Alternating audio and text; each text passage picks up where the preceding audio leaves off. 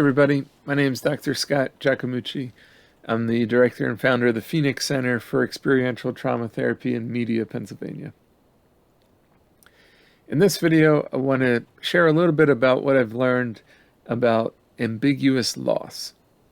And so this is, I feel like a concept, a term that we don't talk about enough in therapy, in the larger society and culture. And I feel like it's something that all of us experience, and it really is validating to have a word for it, to be able to label this experience as ambiguous loss. Many of my clients found learning about this idea to be especially validating and helpful. So ambiguous loss is when we experience loss, but without death. And there's different types of ambiguous loss. One type of ambiguous loss is when there's an absence physically of the person, but there's a continued psychological presence. So this means that a person is no longer physically present, but they're still the same person. For example, somebody gets deployed to the military. They're not physically at home anymore, but they're still out there and the same person that they were. Somebody immigrates to a different country or migrates and moves to a different part of the state or the country. This is an example of ambiguous loss.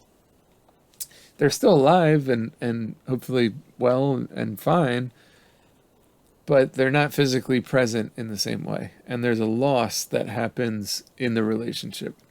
The relationship hasn't ended per se, but the relationship is different because they're no longer physically present. And we lose that sense of closeness and proximity that comes with somebody being physically present. Other examples of this first type of ambiguous loss include divorce, or when somebody is imprisoned, adoption, or when a really common example is when an adult child grows up and moves out of home to go to college. We talk about the empty nest syndrome. This is ambiguous loss. They're still alive and well, they're just not physically present anymore. The second type of ambiguous loss is when there's a psychological absence, but continued physical presence. So the opposite of the first type. So a simple example of this is someone we love and care about develops Alzheimer's or dementia. They're still physically present, they're here with us, and we still have that physical proximity, but they're not the same person. And there's a loss that happens in our relationship with them because of that. Similarly, when a loved one develops a substance use problem or an addiction, they're still physically present, but they're not as available emotionally in ways that they were before developing a substance use problem. Depression is another way that we can experience ambiguous loss. Someone that we love and care about, really their life gets taken over by depression, and they struggle to get out of bed. They struggle to fulfill social obligations. They struggle to find joy and purpose and meaning in life and in relationships and in hobbies. And we might not see them as much, or they might still be physically present, but they're not psychologically present in the same way that they were previously. This type of ambiguous loss is also really common when it comes to brain injuries or any other conditions that might impact one's ability to be in a relationship. So there's tons of different examples of this that we could talk about or think about. So lots of different types of ambiguous loss. Now, I feel like ambiguous loss is something that is ambiguous by its nature, and I think it was the right term for, the right word for labeling this phenomenon. And so it disrupts our ability to grieve or to make sense of the loss, or even acknowledge, accept, or feel validated in the loss we've experienced. And I feel like just learning about, teaching about ambiguous loss helps to validate it as something that's real, something that impacts us, something that hurts, something that's hard to make sense of, something that's inherently ambiguous. It causes pain and grief and sadness and anger and guilt and shame.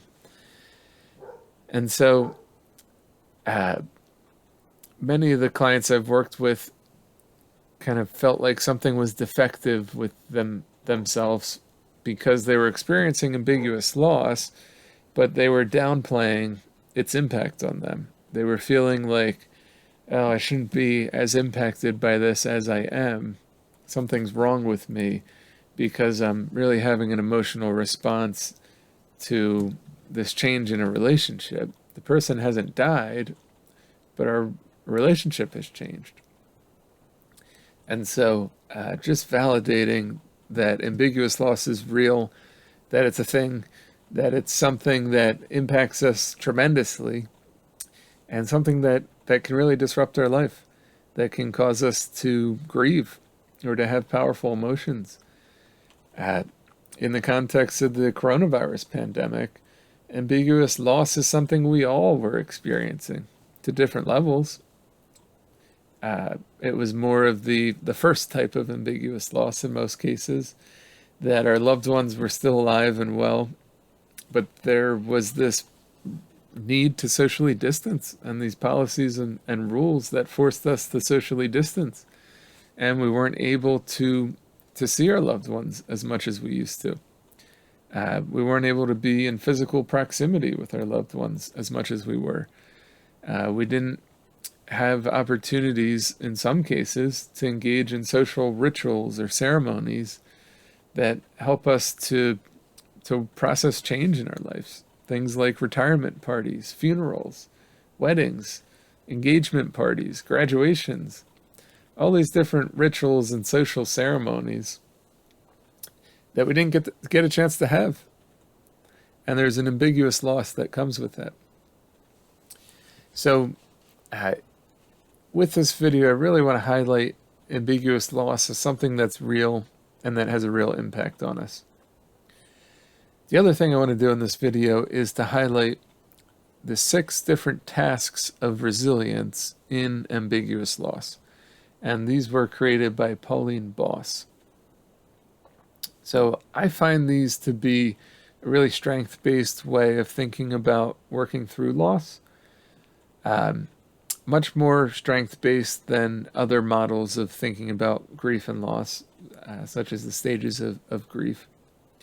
These 6 tasks of resilience in ambiguous loss are not in any kind of order, and they're not linear.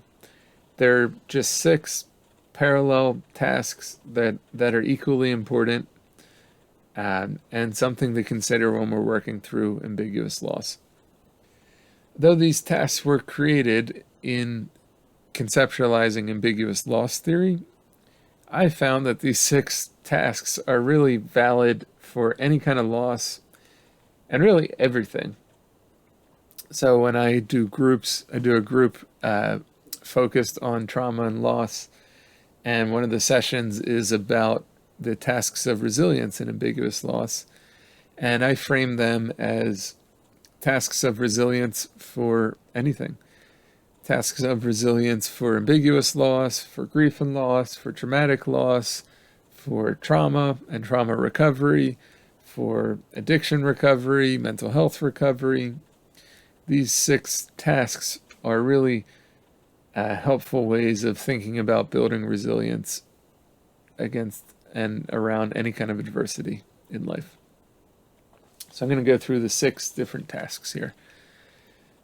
First one I want to talk about is finding meaning. So as humans, we are fundamentally meaning makers. We try to make sense of things. Sometimes to a fault, we try to find meaning in everything. But we do need to make sense of our experiences. We have this inherent need and drive to try to conceptualize and understand what we've experienced, and to fit that experience and that way of making sense of it into a coherent narrative about who we are and what we've experienced. Oftentimes we find meaning using cultural, spiritual, or religious belief systems Sometimes that involves rituals or ceremonies that help us find meaning, or that help us um, absorb and tap into, remember the meaning within things. A funeral is a simple example. A retirement or graduation is another example. This task of resilience in loss, finding meaning, is something that uh, helps us make, I mean, simply make sense of, I don't know how else to put it. It helps us make sense of the experience that so often trauma and loss is overwhelms our ability to cope. It's inherently overwhelming, hard to make sense of, hard to conceptualize how and why this would happen, and why did it happen to me, and how can I work through it? How can I get to the other end of this? How can I bounce back from it?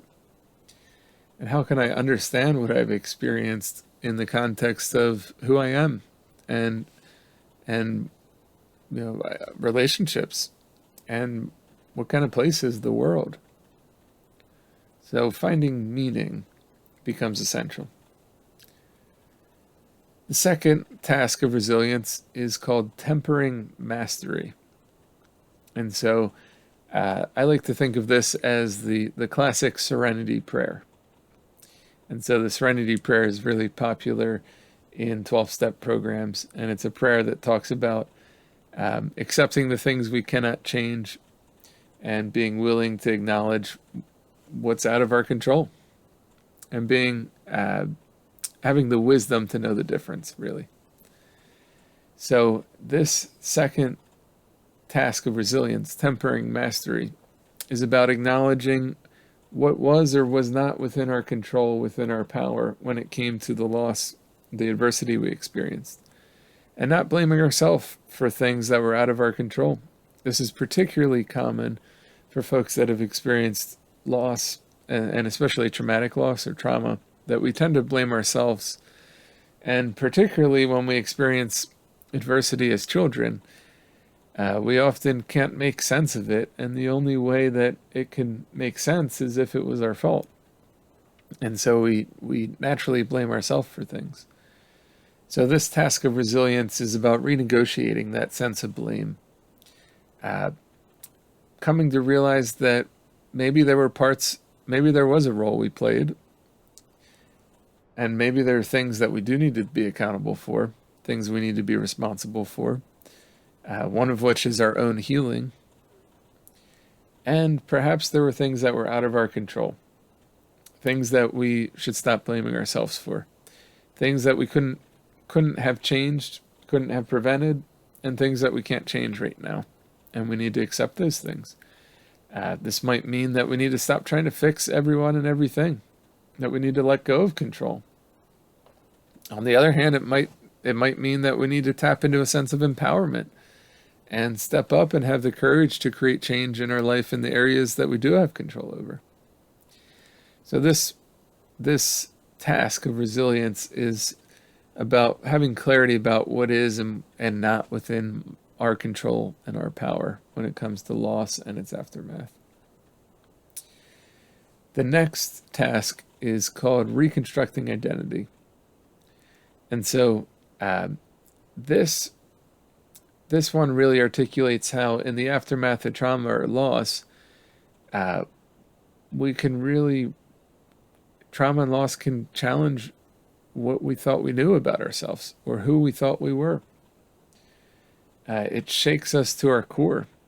It disrupts our sense of self. And this is especially true for complex trauma and complex PTSD.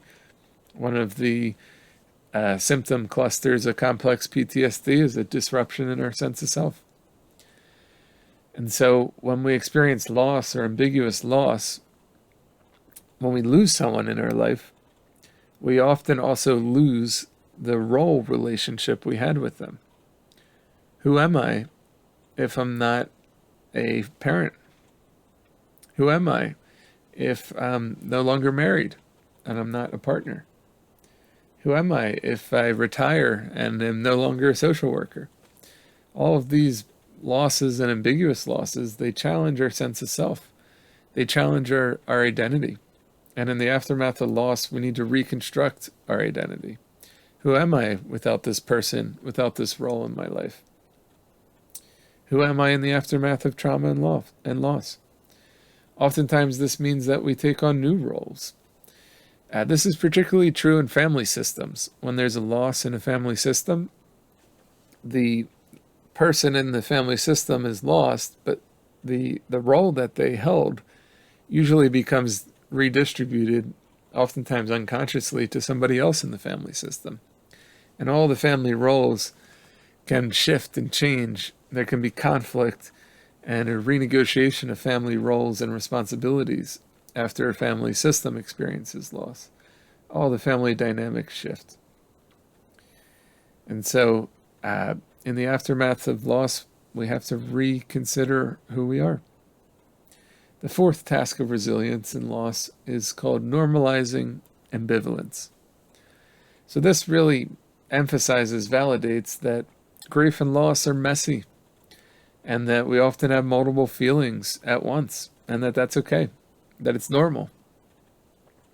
I think the Disney movie Inside Out, with the little characters within the brain of the protagonist representing the different feelings, this movie really demonstrates, depicts how having multiple feelings at once is normal. It really embodies this task of resilience, normalizing ambivalence. And at the end of that movie, they emphasize how having multiple feelings at the same time attached to core memories is a sign of developmental maturity, emotional maturity. And so I think that's true in general, that being able to tolerate conflicting feelings, being able to hold multiple feelings about the same person, about the same experience, is a sign of emotional maturity. That things are not black and white. That there are a whole bunch of gray areas and all sorts of different colors beyond black and white as well. That we can feel a sense of relief and a sense of sadness when someone we love dies. We can feel a sense of anger and a sense of grief at the same time. We could feel a sense of fear and a sense of shame at the same time. Or we could have all sorts of emotions all at once. And that's okay and that's normal. So this task of resilience really normalizes having multiple feelings when it comes to loss. The fifth task of resilience here is called revisiting attachment. And so connection, attachment, is essentially the opposite of loss.